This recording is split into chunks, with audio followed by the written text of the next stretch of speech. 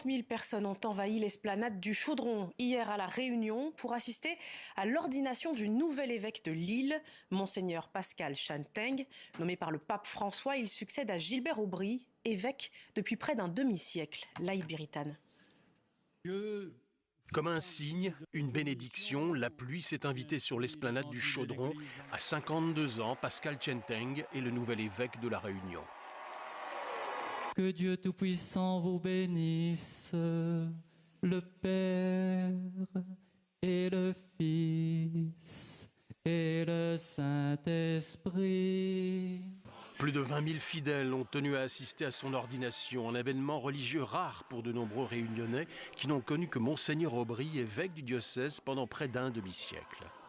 L'évêque, il était déjà là quand je suis venue dans la religion. Et aujourd'hui, c'est vraiment une grâce. Peut-être que je ne pourrais jamais pu assister à une messe aussi grande que ça. Donc, c'est vraiment une grâce pour moi. C'est un grand moment fort aujourd'hui pour nous de pouvoir assister à ça, au moins une fois de notre vie. Et nous est vraiment touchés aujourd'hui. La cérémonie aura duré plus de 3 heures. Pascal Chanteng se prosterne pendant que la chorale entonne la litanie des saints. Remise des attributs, de la bague, de la calotte, de la mitre et enfin de la crosse du berger, comme un double message religieux et politique. Nous avons prié fortement, là, le nom est invité, pour demander la paix vraiment, notamment en Ukraine, notamment en Terre Sainte, en Palestine, en Israël, en Palestine. Voilà, que les forces de mort comme celle du Hamas ne l'emportent pas, mais que, au contraire, les forces de paix puissent l'emporter. Monseigneur Pascal Chanteng est le 12e évêque du diocèse de La Réunion. L'opposition à une construction d'une nouvelle tour des juges à Tiopo en Polynésie. Un bâtiment éphémère doit être construit sur le site de la vague mythique où se tiendront les épreuves de surf des JO de 2024. Mais le projet est jugé destructeur pour la nature et trop coûteux. 400 personnes ont ainsi manifesté à Tahiti hier. Écoutez plutôt. Ça nous pèse tout ça, surtout pour 4 jours de compétition, ils sont que 40 athlètes. C'est beaucoup pour peu, hein, et beaucoup de sacrifices, du tarot à notre récif cassé tous les jours, aux rivières pleines d'huile, alors que nos enfants ils baignent tous les week-ends dans la rivière tous les jours, ça devient trop. C'est aussi pour préserver l'environnement que cette association mahoraise milite. Elle effectue un travail de sensibilisation au sujet du Namulona, une espèce endémique rare encore présente dans la commune de Bandrélé. Ismaël Mohamed Ali et Jaidi Maoulida. Au cœur du littoral du village de Mtsamoudou dort un trésor unique au monde que l'association villageoise ASVM s'emploie à chérir, à protéger. Une plante à fleurs pouvant parfois mesurer jusqu'à 8 mètres de hauteur. Son nom, le Photidia comorensis, plus communément appelé le Namulona. Il n'y a aucun autre endroit dans le monde, hein, ni à Mayotte, ni à Madagascar, ni aux Comores, ni même en Afrique, où on va trouver cet arbre. Donc même à Mayotte, hein, la seule station qu'on a à Mayotte de cet arbre, elle est ici à la plage de Mtsamoudou. L'objectif principal de cette journée consiste à informer et sensibiliser la population sur les risques d'extinction de cette espèce endémique à Mtsamoudou. Il y a le risque par rapport au pâturage des ébus qui mangent les feuilles. Il y a le risque du piétinement. S'il y a trop de gens qui passent par là, ils vont piétiner les petites pousses de Namulona. Et surtout, il y a le risque de la déforestation, si des gens veulent faire un champ de bananes à la place. Les gens font du feu ici, ils font leur voulée, grillade. Si on ne trouve pas une solution pour qu'ils ne viennent plus ici, un jour viendra, comme aujourd'hui, en pleine sécheresse, il n'y aura plus de cette plante. Le Namulona est une des espèces à fleurs les plus menacées du monde. Elle fait également partie des 44 espèces végétales strictement endémiques de Mayotte. Et clap de fin aussi pour la 5e édition du FIFAC en Guyane. Le jury du festival du film documentaire a annoncé hier le palmarès. Et c'est le documentaire du Colombien Sergio Sarmiento qui remporte la palme. Pierre Tréfou, Alexandra Silbert. Clap de fin pour la 5e édition du FIFAC, le festival du film documentaire Amazonie-Caraïbes, qui, comme chaque année, installe ses écrans en plein air dans le camp de la transportation à Saint-Laurent-du-Maroni. Et cette année, c'est le documentaire de Sergio Guataquira, Adieu sauvage, qui remporte le prix du meilleur documentaire. Le réalisateur s'est intéressé au Caucas, une communauté autochtone colombienne qui a presque disparu. Y casi que pierde su historia, pero hablando de historia podemos conocer. Et il arrive enfin à avoir une véritable rapport avec les gens sur place et une véritable conversation. J'ai jamais vu les Indiens parler d'amour comme ils l'ont fait. Le jury, présidé par Christiane Taubira, a choisi de décerner un prix spécial au documentaire Toshkua de Ludovic Bonleu. On a vu des membres du jury, par exemple, qui spontanément étaient très attachés à un film ou au contraire spontanément étaient très réservés sur un film. Et le fait que nous échangeons entre nous, ça introduit des nuances. Le prix du public a été décerné à William Sabourine O'Reilly et son film Lazaro and the Shark. Le prix court-métrage documentaire a été décerné à Congrejo Azul de Daniel Martinez Quintanilla Pérez. Le festival a profité d'une belle augmentation de sa fréquentation par rapport aux précédentes éditions et donne déjà rendez-vous au public l'année prochaine. C'est la fin de ce journal. Merci de nous avoir suivis sur TV5 Monde. Prochain rendez-vous avec l'actualité des Outre-mer demain. Prenez bien soin de vous.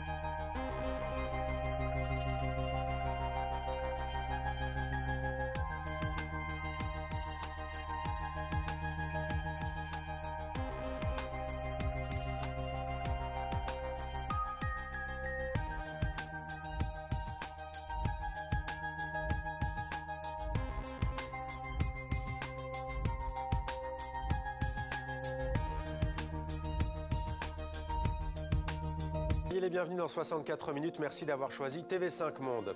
Arabie Saoudite, Égypte, Qatar, Israël également pour la deuxième fois en 5 jours. Anthony Blinken poursuit sa tournée de crise au Proche-Orient.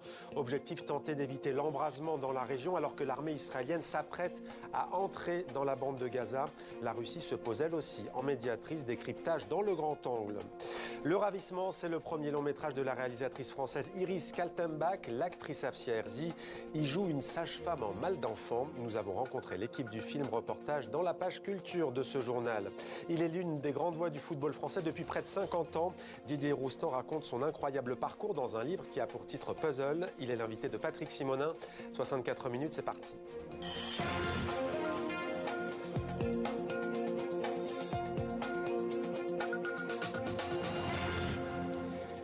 Et à la une de l'actualité, l'exode des Palestiniens de Gaza qui continue vers le sud de l'enclave pour tenter d'échapper au bombardement de l'armée israélienne. 9 jours après les attaques meurtrières du Hamas, des centaines de Palestiniens sont massés à Rafah dans l'espoir d'une ouverture du point de passage qui mène à l'Égypte et qui, on l'apprend, vient à nouveau d'être bombardé.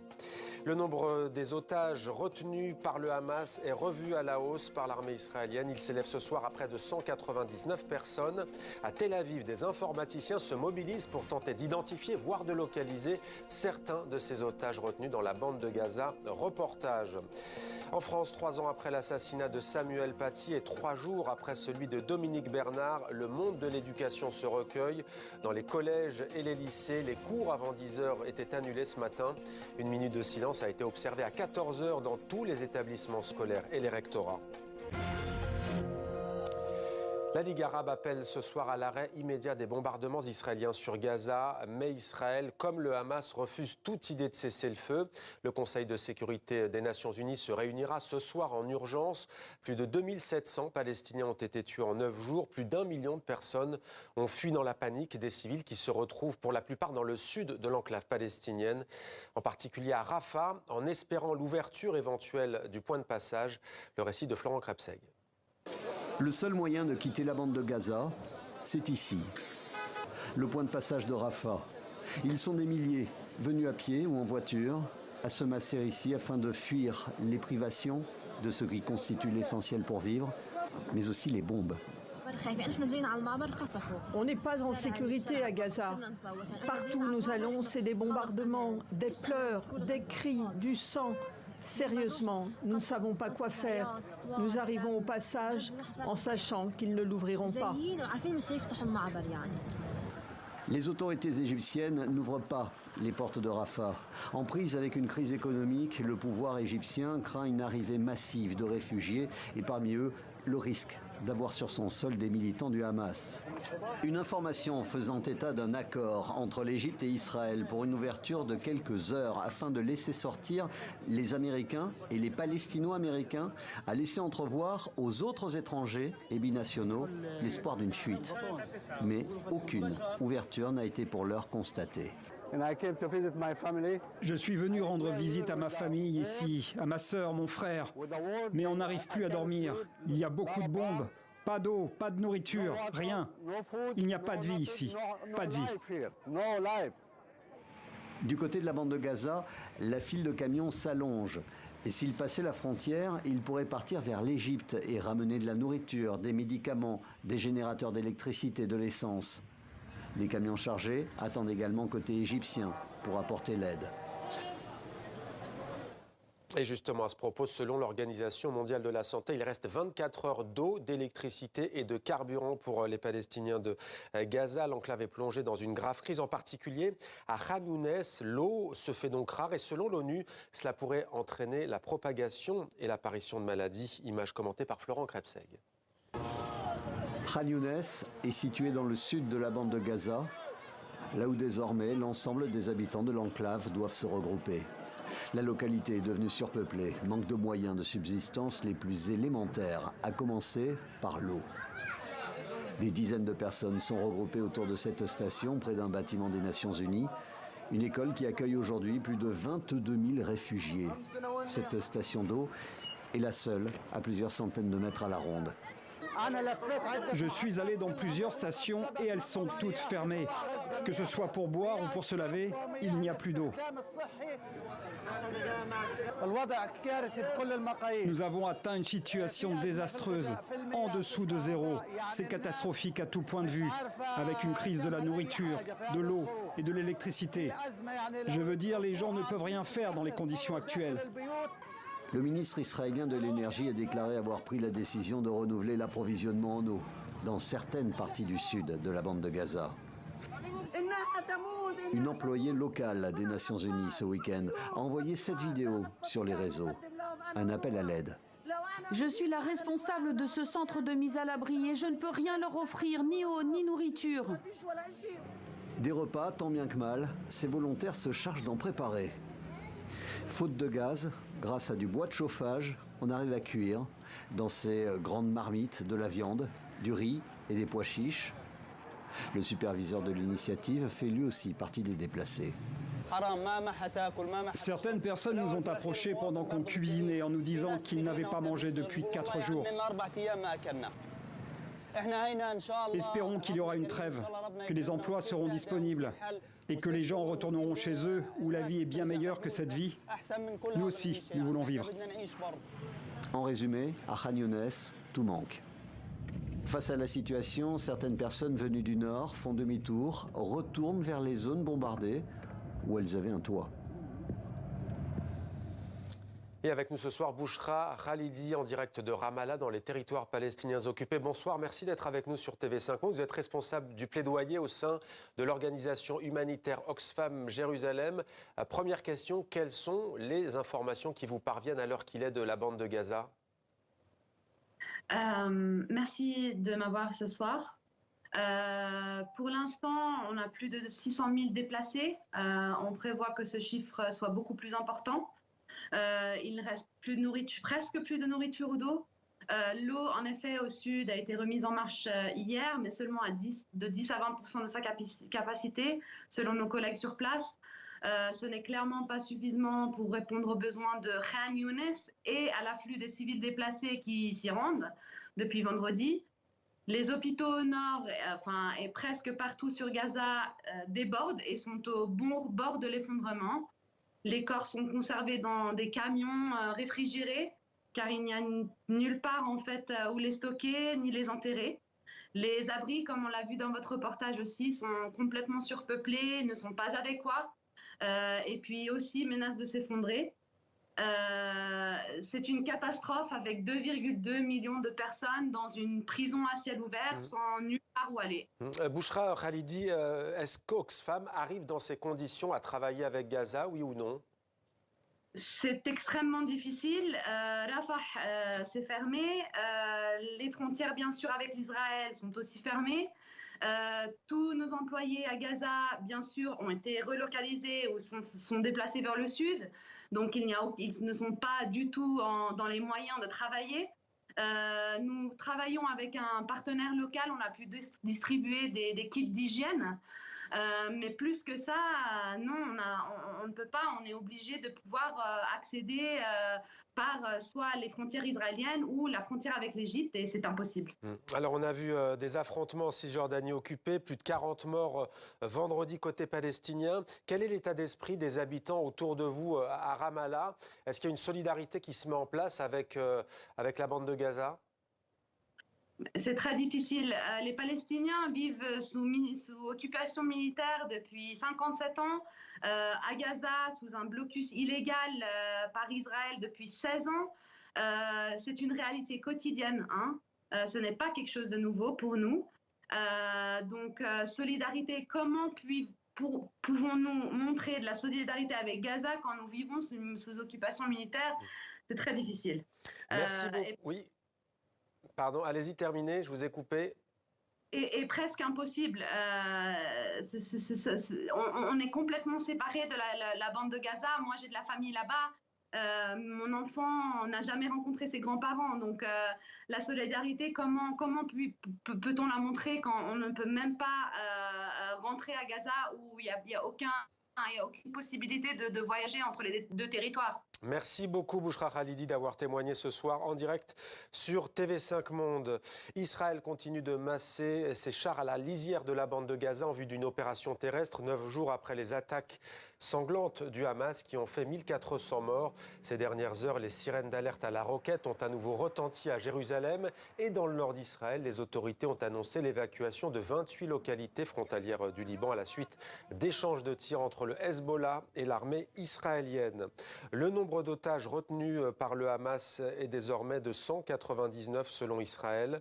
À Tel Aviv, des informaticiens se mobilisent pour tenter d'identifier mais aussi parfois de localiser certains de ces otages retenus dans la bande de Gaza. C'est un reportage de Valérie Pérez. Le parc des expositions, transformé en une immense cellule de crise. Dans cette ruche se retrouvent 450 informaticiens, spécialistes des hautes technologies ou simples volontaires. Leur mission, localiser les 1400 disparus de leur liste. Nous n'avons pas le droit de filmer les détails de leurs écrans. Pour Omer Bialer, développeur informatique, comme pour les autres, c'est devenu un devoir. Par exemple, nos équipes scannent les photos des disparus et recherchent des correspondances avec l'aide de l'intelligence artificielle. On essaye de recouper les informations à partir des images publiées par le Hamas ou les Israéliens pour savoir s'il s'agit ou non de la personne que l'on doit retrouver. C'est cet homme que l'on recherche. Il faut récupérer ses photos les plus récentes, pas les anciennes. Chaque cas est une bataille à gagner. Réunis autour de cette productrice de cinéma convertie en détective, ces Israéliens qui ne se connaissaient pas affrontent ensemble l'indicible. On sait que la plupart sont sûrement morts. On espère quand même que certains sont vivants. Mais un mort, puis un autre, encore un autre, c'est vraiment dur. Celle qui a improvisé ce centre de recherche, la voici, Karine Naon. Réunion à 13h. Une professeure d'université, figure de la récente contestation contre le gouvernement Netanyahou. Elle pointe du doigt les carences de l'État dans la question des otages. Il y a des dizaines de familles qui n'ont toujours pas été contactées par le gouvernement. C'est un problème. On est parfois leurs premiers interlocuteurs.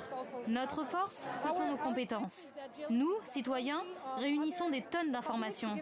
Nous en savons plus que le gouvernement sur les otages. Les informations collectées sont transmises à la police ou à l'armée. Une mobilisation seulement interrompue par les alarmes quotidiennes sur Tel Aviv. Après ce passage dans le parking souterrain de l'établissement, chacun reprendra son poste, par sens du devoir.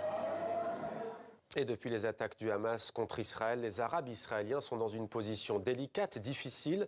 Maryse Burgos s'est rendue aux urgences de l'hôpital d'Ashkelon, non loin de la bande de Gaza, où un médecin arabe et un autre juif travaillent ensemble. Voici son reportage. En blouse blanche, un médecin arabe israélien de confession musulmane envers un interne israélien de confession juive. Aux urgences de l'hôpital d'Ashkelon, ils travaillent en duo. Deux religions différentes, mais le même désir de soigner. Même si le médecin de confession juive dit avoir eu un peu de mal samedi dernier, quand il a fallu s'occuper des terroristes du Hamas, blessés et arrêtés. C'était très difficile, surtout quand j'ai réalisé les actions qu'ils avaient commises. Mais je les ai soignés. Les blessés qui arrivent, on les soigne tous de la même façon. Il ne peut pas y avoir de différence de traitement. Une cohabitation entre personnels de différentes confessions, apparemment sans heurts. Mais dans les chambres des patients, le discours n'est plus le même.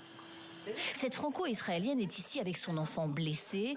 Elle a perdu son mari et son fils aîné lors de l'assaut du Hamas dans son village.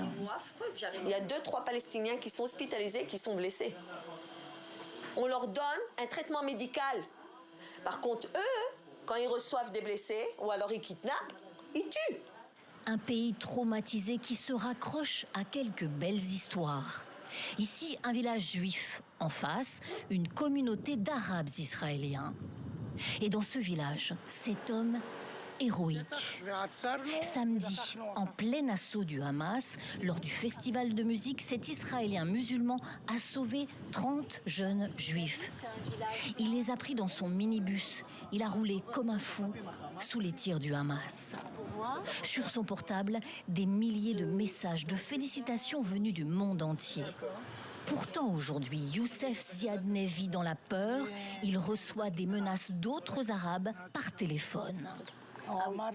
Ils me disent, c'est toi Youssef, c'est toi qui as sauvé la vie de 30 juifs. On va te retrouver et tu peux le croire, on va s'occuper de toi. Nous avons retrouvé dans ce village israélien l'une des jeunes filles sauvées par Youssef. Elle nous reçoit volontiers chez elle. Youssef conduit régulièrement la famille dans son bus. Ils se connaissent bien. Quand la jeune fille a appelé en panique ce fameux samedi matin, il est venu malgré le danger. Je ne l'oublierai jamais. Sans lui, je ne sais pas où je serais aujourd'hui. S'il n'était pas arrivé, aucun d'entre nous ne serait vivant. Youssef, soutenu par certains Arabes, mais menacé par d'autres. Malgré ces grandes tensions, pas de problème majeur pour l'instant dans les villes mixtes de l'État hébreu, là où cohabitent d'un côté les Israéliens de confession juive et de l'autre les Arabes israéliens de confession musulmane. Et on poursuit cette page consacrée au conflit israélo-palestinien avec des remous à Bruxelles. On va parler diplomatie. Paul Germain est avec nous en direct. Paul, on a vu ces images d'Ursula von der Leyen en visite en Israël, notamment aux côtés de Benjamin Netanyahou. Eh bien, beaucoup lui reprochent aujourd'hui au sein même de l'Union européenne de ne pas avoir dit un mot sur le droit international et le droit humanitaire à l'égard des civils de Gaza. Est-ce qu'on peut dire que c'est une affaire qui prend de l'ampleur ?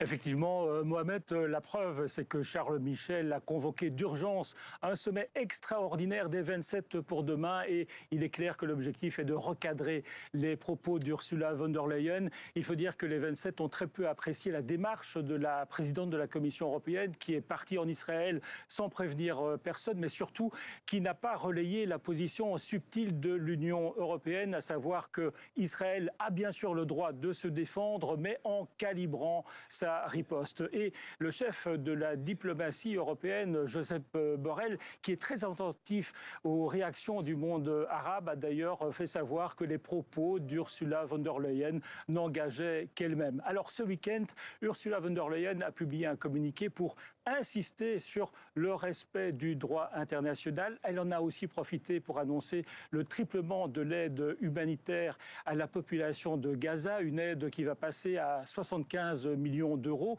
une manière de rattraper une autre gaffe, une autre maladresse commise par le commissaire Oliver Valéry qui, la semaine dernière, avait d'initiative annoncé la suspension pure et simple de l'aide au développement aux Palestiniens. Là aussi, il avait fallu rectifier le tir.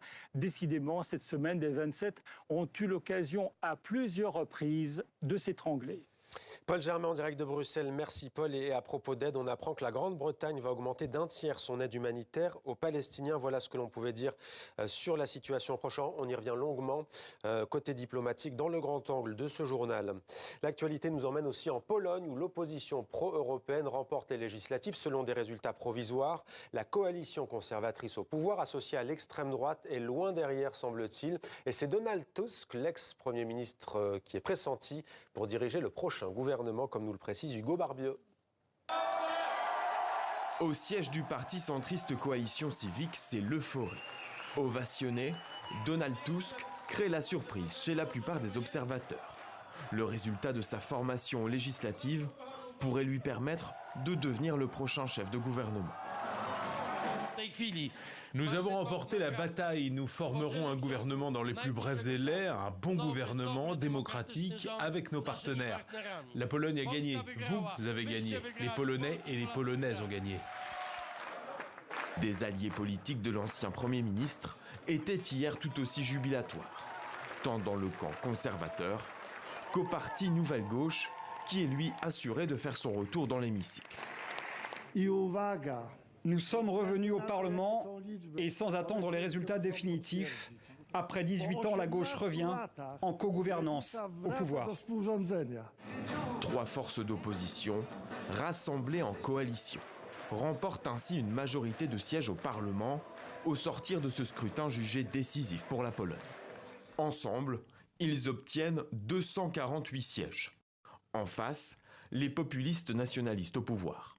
Bien qu'ayant récolté 36,6% des voix, le PiS ne rassemble que 198 députés, trop peu pour gouverner seul.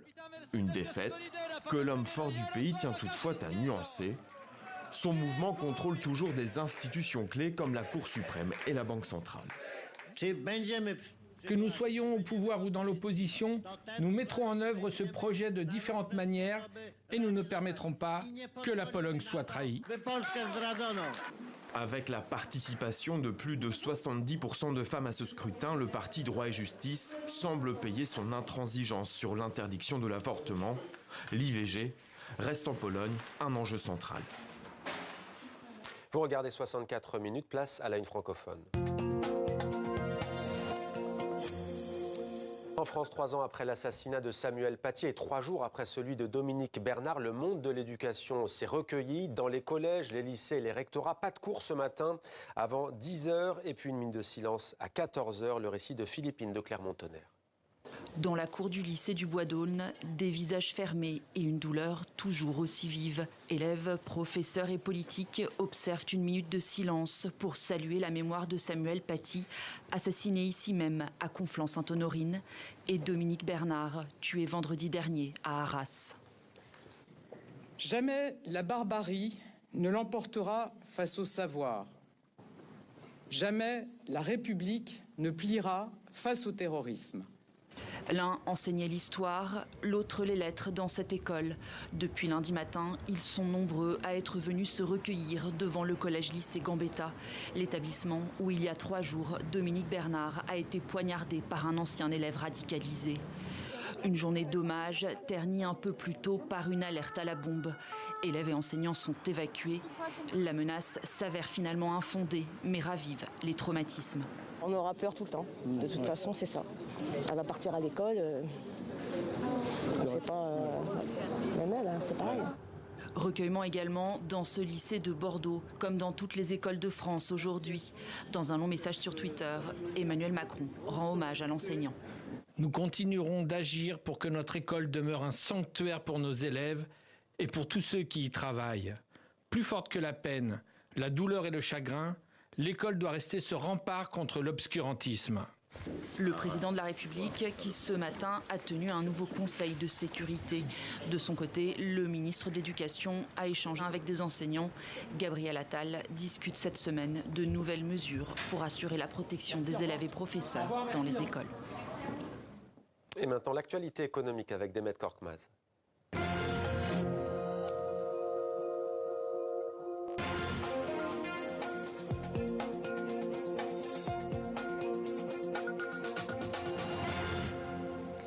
C'est l'heure du journal de l'écho sur TV5 Monde. Merci d'être avec nous.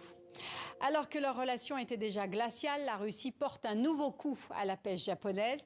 Toute importation de poissons et de fruits de mer sont suspendues. Officiellement, Moscou craint les rejets de la centrale de Fukushima. En réalité, cette mesure est toute symbolique car le volume de ces importations ne représente qu'1,5 million d'euros. De fait, les relations entre les deux pays se sont gravement détériorées depuis que Tokyo a rejoint les sanctions occidentales. En revanche, le coup est beaucoup plus dur s'agissant de la Chine. Son interdiction affecte sérieusement la pêcherie japonaise et ses 700 entreprises. Le marché chinois représente plus de 22% des exportations japonaises. Hong Kong a également pris une décision similaire, mais moins radicale.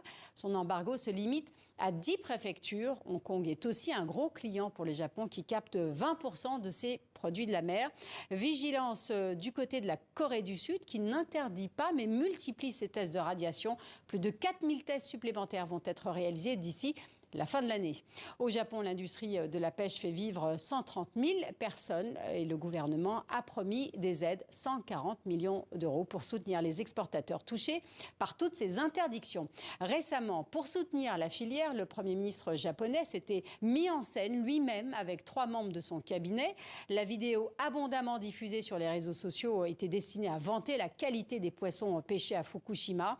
Pour le Japon, l'impact de ces rejets est tout à fait négligeable. L'eau qui sert à refroidir la centrale depuis la fin du mois d'août subit un traitement pour être débarrassée de ces substances radioactives, à l'exception du tritium. Pour réduire les risques de contamination à haute dose, le Japon a décidé de déverser de manière graduelle et très diluée l'eau polluée. L'équivalent de 540 piscines olympiques seront rejetées durant 30 ans, et ce pour porter le taux de tritium à un niveau 40 fois inférieur à la norme japonaise.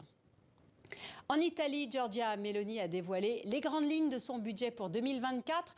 Le projet, très attendu par les marchés, est axé sur des baisses d'impôts pour les familles modestes et la classe moyenne. Le soutien aux ménages et aux entreprises représente une enveloppe de 24 milliards d'euros.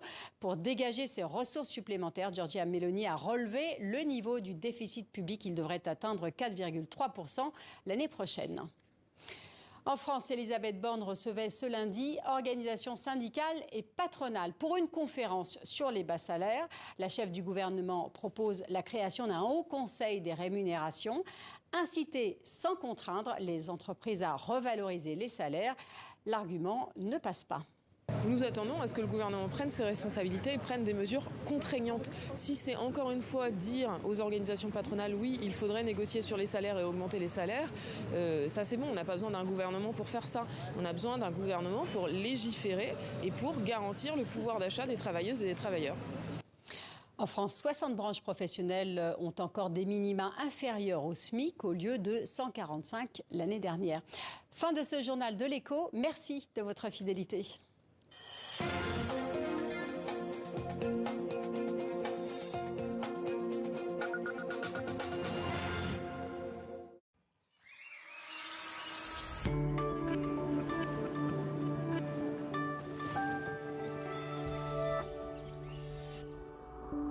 Bienvenue à toutes et à tous, ravi de vous retrouver sur TV5 Monde pour vos prévisions météo de ce mardi 17 octobre. Nous prenons tout d'abord la direction de la Jordanie. Ce week-end, une impressionnante tempête de sable a touché la région de Azraq. C'est suite à une dépression sur le Moyen-Orient qui a induit des vents du coup qui ont soulevé le sable. Évidemment, au cœur de cette tempête, la visibilité est très réduite, à peine quelques mètres. Nous revenons sur la situation générale sur notre continent. Nous avons toujours une dépression qui se creuse de plus en plus du côté du Portugal et de l'Espagne. Un anticyclone qui s'étend désormais du Danemark jusque la mer Noire. Et du côté des masses d'air, l'air est frais sur une bonne partie centrale de l'Europe et également du côté de la Scandinavie. Des températures plus agréables de saison, on va dire, sur le Portugal et l'Espagne et de la chaleur qui domine sur l'Afrique du Nord et le Maghreb. Nous revenons du côté des îles britanniques, du soleil sur le nord du Royaume-Uni, également en Écosse, plus de nuages du côté de Londres et sur le nord de l'Angleterre, également des nuages sur la Belgique, plus de soleil par contre du côté des Pays-Bas. On descend sur l'Hexagone avec des pluies qui vont toucher plutôt la moitié ouest de la France, également autour du golfe du Lion. Ailleurs, c'est un ciel variable, plutôt nuageux. On remonte sur la Scandinavie, des conditions météorologiques plutôt variables et venteuses, également sur les pays baltes et la Finlande. Du côté de l'Europe centrale, on retrouve une météo calme, tantôt des nuages, tantôt du soleil, plus de nuages par exemple sur la Pologne ou encore l'Ukraine. Quelques averses également sont prévues sur l'Albanie. Quelques gouttes de pluie sont prévues aussi sur l'ouest de la Grèce. Par contre, c'est le soleil qui domine sur la Méditerranée orientale. On attend aussi des pluies sur la Calabre ou encore les Pouilles dans le sud de l'Italie. Sinon, c'est du soleil légèrement voilé à Rome avec un maximum de 23 degrés. On poursuit du côté de la péninsule ibérique avec l'influence de la dépression. Le Portugal est soumis à un temps chahuté, des pluies et également du vent. Du côté de l'Andalousie, par contre, des conditions plus calmes avec 27 degrés par exemple à Almeria. Soleil et chaleur à Marrakech avec par exemple 33 degrés. Avant de se quitter, nous prenons la direction de la Floride aux États-Unis. Les températures sont anormalement basses pour la saison. Actuellement, il fait 25 degrés à Miami. Or, en cette saison, il devrait en faire 30. Un écart thermique étonnant pour ces régions tropicales. À très bientôt.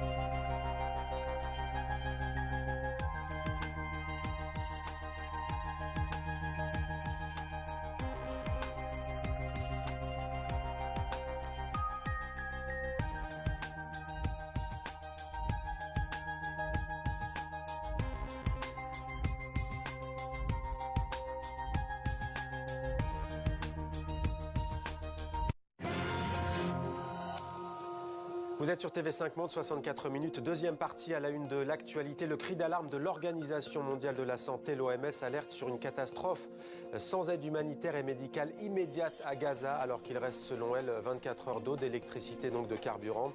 La Ligue arabe appelle à l'arrêt immédiat des bombardements israéliens sur Gaza, mais Israël et le Hamas refusent toute idée de cesser le feu. Les bombardements israéliens ont fait plus de 2700 morts. Le nombre d'otages retenus par le Hamas revu à la hausse par l'armée israélienne. Il s'élève ce soir à près de 200. L'armée israélienne qui se prépare toujours à entrer dans Gaza, 9 jours après les attaques meurtrières du Hamas qui ont fait 1400 morts. Et ces dernières heures, les sirènes d'alerte à la roquette ont retenti à Jérusalem et vive tension toujours à la frontière libanaise entre le Hezbollah et Israël.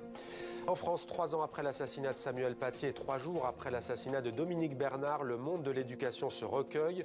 Dans les collèges et les lycées, les cours avant 10 heures étaient annulés ce matin. Une minute de silence a été observée à 14 heures dans tous les établissements scolaires de France. Emmanuel Macron assistera aux obsèques de l'enseignant Dominique Bernard jeudi à 10 heures. Bienvenue si vous nous rejoignez dans 64 minutes, c'est l'heure de votre grand angle. Grand angle consacré ce soir à la situation au Proche-Orient. Le Conseil de sécurité des Nations Unies va se réunir dans quelques heures en urgence. La Ligue arabe exhorte Israël à cesser les bombardements sur Gaza. Mais d'un côté comme de l'autre, Israël et Hamas, pas question que les armes se taisent à l'heure qu'il est.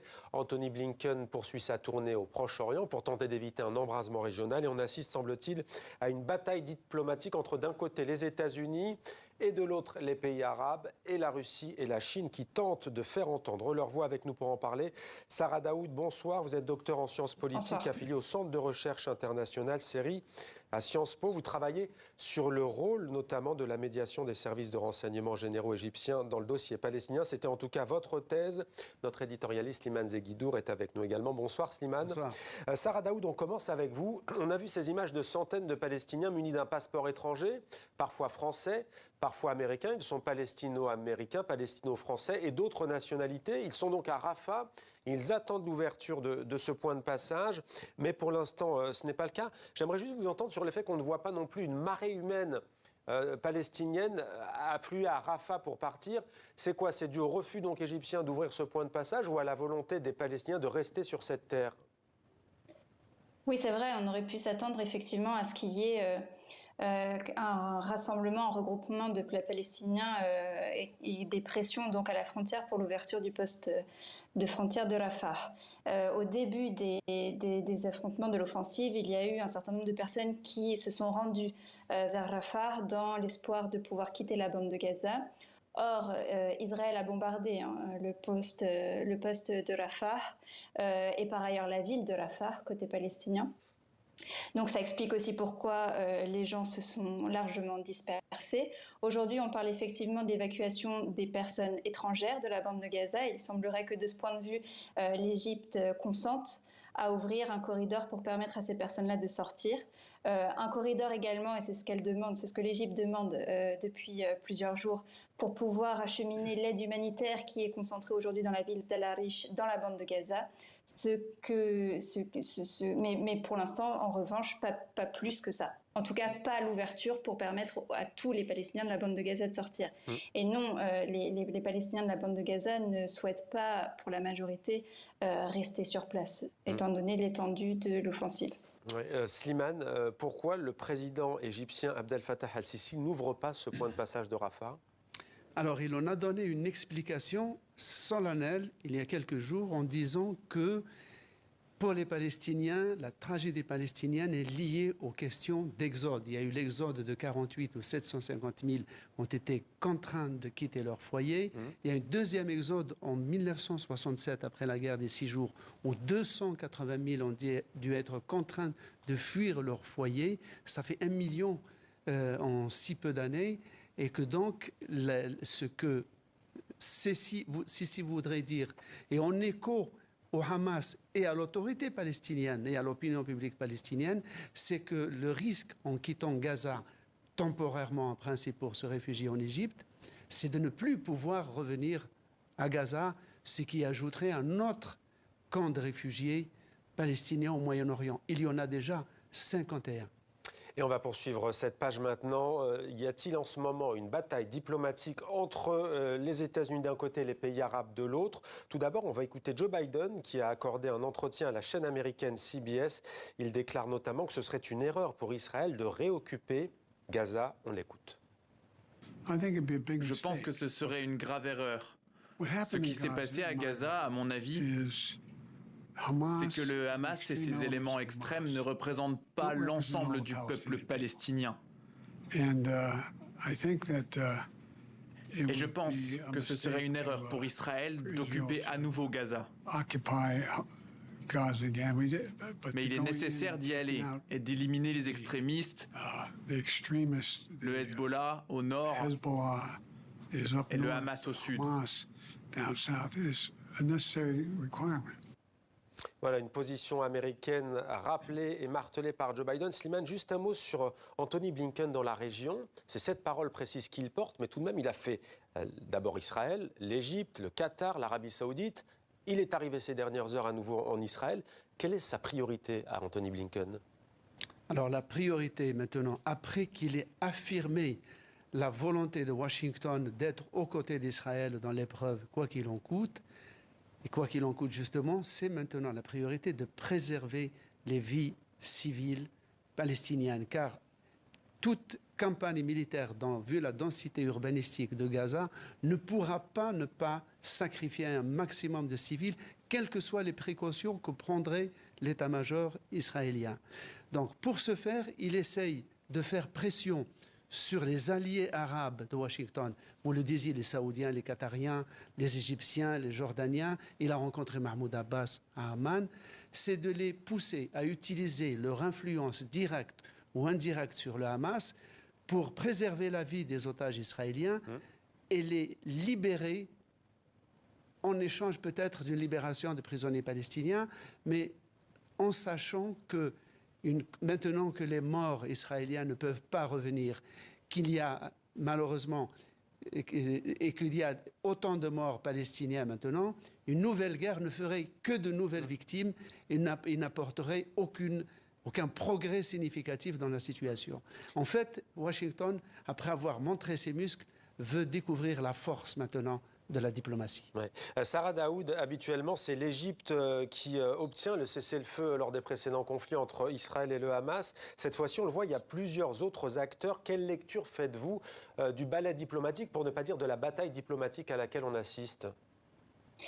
Effectivement, les services de renseignement égyptiens, cette fois-ci, ont été mis quelque peu sur la touche. Les contacts se font directement avec la présidence depuis le début de l'offensive. C'est-à-dire que le canal de négociation traditionnel pour aboutir à un cessez-le-feu de long terme, qui était normalement mené par les services de renseignement égyptiens entre le Hamas et Israël, n'est pas mobilisé cette fois-ci. Et au contraire, c'est davantage le Qatar, par exemple, qui est mobilisé pour faire le médiateur pour la libération des otages détenus par le Hamas, tout simplement parce que la plupart des cadres politiques du Hamas se trouvent au Qatar. Et aussi parce que ce qui se joue aujourd'hui entre Israël et l'Égypte, c'est un véritable bras de fer pour contraindre l'Égypte à ouvrir le point de passage de Rafah. Et je pense que le rapport de force est extrêmement exacerbé aujourd'hui entre les deux. Sarah Daoud, on apprend qu'un sommet sur la situation, je cite, des Palestiniens aura lieu samedi en Égypte, c'est dans 5 jours. Est-ce que vous diriez, précisément d'ailleurs sur un sommet régional et international sur l'avenir de la cause palestinienne, est-ce que vous diriez qu'à travers cette nouvelle guerre dans la région et ces nouvelles violences, les pays arabes reprennent le flambeau de la question palestinienne ? En tout cas, ils sont peut-être les mieux placés pour le faire. Pour ce qui est de l'Égypte et de la Jordanie, c'est évident puisque c'est des pays frontaliers, donc ils sont directement concernés. Pour ce qui est de l'Arabie Saoudite, ce qui est intéressant, c'est que le processus de normalisation avec Israël a été gelé du fait de cette offensive. Le Qatar est extrêmement sollicité, mais aussi la Turquie. Je pense que, et la Jordanie aussi, hein, bien sûr, je pense que ce sommet-là, en l'occurrence, pour discuter de l'avenir de la cause palestinienne, qu'il ait lieu en Égypte, c'est certainement pas un hasard. Après, lorsque le régime égyptien évoque pour justifier son refus d'ouvrir le poste de Rafah, sa crainte de voir un déplacement de population des Palestiniens de la bande de Gaza vers le Sinaï, et pas tant, c'est pas tant le militantisme ou la loyauté envers la cause palestinienne qui le motive, mais davantage un enjeu sécuritaire. Et puis, effectivement, l'Égypte ne veut pas se retrouver responsable de ces réfugiés sur son territoire. Alors, il n'y a pas que les États-Unis et les pays arabes dans cette crise. On va parler de la Russie et de la Chine dans un instant. Mais d'abord, Slimane, il y a un acteur dont on ne parle pas jusqu'à présent dans ce grand angle, c'est l'Iran, qui est un pays musulman, mais qui n'est pas un pays arabe. Certains ont accusé l'Iran d'avoir été derrière ces attaques du Hamas sur le sol israélien, qui ont fait 1400 morts. L'Iran, pas de discussion avec les États-Unis, il n'y a pas de canal. Du coup, comment ça se passe? L'Iran discute avec la Russie, avec la Chine, avec l'Arabie Saoudite aussi? Avec l'Arabie Saoudite, avec les Émirats, avec la Turquie. En fait, il n'y a pas de canal officiel. Ouais. Mais les deux gouvernements communiquent entre eux. Mais est-ce que la voix de l'Iran joue dans ce conflit? Téhéran a menacé avant-hier Israël d'un engrenage régional, via notamment le Hezbollah au Liban, si l'opération militaire israélienne se poursuivait dans la bande de Gaza et en cas d'intervention au sol. Oui, alors, l'Iran, depuis une trentaine d'années, joue la même posture, c'est-à-dire comme le champion de la cause palestinienne. C'est vraiment une seconde nature, c'est une véritable géopolitique. Mais est-ce que l'Iran va rentrer dans une guerre frontale avec Israël? Ce n'est pas envisageable. Est-ce que le Hezbollah lui-même va rentrer dans la guerre? Parce que le Hezbollah, en général, choisit lui-même le moment d'ouvrir des hostilités quelconques. Pour l'instant, il y a une grammaire, il y a une tradition entre les Israéliens et les Hezbollah. On accepte qu'il y ait des tirs d'artillerie d'un côté, qu'il y ait des bombardements de l'autre, mais on maintient un seuil de violence que jusqu'ici, le Hezbollah et Israël respectent scrupuleusement. Donc, il y a la rhétorique iranienne, il y a la pesanteur du terrain. Slimane, Vladimir Poutine s'entretient ce lundi, c'est ce qu'on apprend du Kremlin avec les dirigeants. La liste est longue. Israéliens, Iraniens, Égyptiens, Syriens et l'autorité palestinienne. Quel rôle veut jouer la Russie dans ce conflit? Alors la Russie n'a pas les mêmes outils, notamment militaires ou économiques et financiers, comme les États-Unis. Mais là, d'abord, ce qui fait la force de la Russie, c'est d'abord une formidable capacité de nuisance, d'une part. D'autre part, la Russie est en train de se substituer au soft power américain dans la région. Elle a de très bons rapports avec la Turquie, quand bien même la Turquie est membre de l'OTAN. Elle a de très bons rapports avec l'Irak, avec la Syrie, évidemment, et le Liban, et même avec les alliés traditionnels des États-Unis, c'est-à-dire les Émirats arabes unis, Bahreïn, le Qatar. Elle a de très bons rapports. Et Israël aussi. Et Israël. Et même avec l'Égypte, les rapports ne sont pas aussi... Et les rapports avec l'Égypte traditionnelle se réchauffent. La Russie est en train de construire la première centrale nucléaire civile de l'Égypte. Sarah Daoud, Vladimir Poutine, c'est l'autre information, va rencontrer Xi Jinping mercredi après-demain en Chine. C'est ce qu'annonce le Kremlin. On ne connaît pas le contenu, mais il est difficilement imaginable que le Proche-Orient ne soit pas évoqué. Pékin, après les attaques du Hamas, a une position plutôt équilibrée. Le ton a changé. La Chine accuse Israël d'avoir, je cite, dépassé le domaine de l'autodéfense et appelle Israël à cesser de punir collectivement Gaza. Est-ce que la Chine, d'après vous, peut peser? On sait qu'elle a joué un rôle de médiateur entre l'Iran et l'Arabie Saoudite notamment. Alors de là, pouvoir jouer un rôle de médiateur, je ne pense pas, parce qu'il faudra encore que les interlocuteurs en question l'acceptent. Et par ailleurs, tout comme le rôle de l'Iran ou de la Russie, je pense que toutes ces prises de position s'inscrivent dans le rapport de force plus global avec les États-Unis. Et je pense que ce qui se joue véritablement, c'est un conflit interne dans les territoires palestiniens, dans la bande de Gaza et avec Israël avant tout, plus qu'un conflit à l'échelle internationale. Je ne vous ai pas entendu tout à l'heure, Sarah Daoud. D'ailleurs, j'ai oublié de vous poser la question, puisque votre travail précis et votre thèse était justement sur le rôle des renseignements militaires égyptiens, précisément. Est-il vrai, oui ou non, selon vos informations, que l'Égypte avait prévenu Israël des attaques sans précédent qui allait pouvoir se produire? Quelque chose, dit-on, d'inhabituel et de terrible aurait dit l'Égypte à Israël? Alors effectivement, ça a été démenti par Netanyahou lors d'une de ses allocutions, mais il me paraît tout à fait vraisemblable que les services de renseignement généraux égyptiens, qui sont en première ligne dans les négociations, qui par ailleurs connaissent très bien leurs interlocuteurs du Hamas, aussi bien les cadres politiques que la branche militaire, aient pu avertir Israël d'une attaque imminente. Et si c'est le cas, et c'est d'ailleurs pour ça que Netanyahou a démenti. Si c'est le cas, c'est grave, puisque dans ce cas-là, ça signifie que le gouvernement israélien a été sourd à ces alertes. Et ça s'explique aussi du fait du contexte politique intérieur israélien, bien sûr, qui est en pleine ébullition.